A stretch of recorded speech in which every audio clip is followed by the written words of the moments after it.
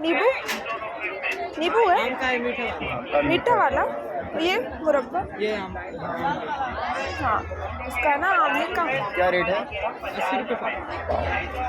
कोई सा भी 80 रुपये क्या का। टेस्ट है? अदरक लहसुन का है। अच्छा मिक्स वाला है।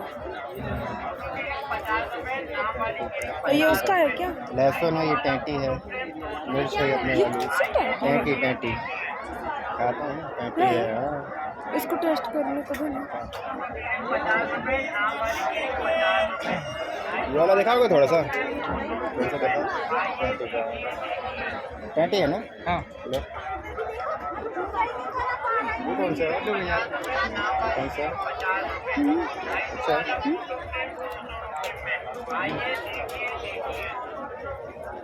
यहाँ भी रखो कुछ।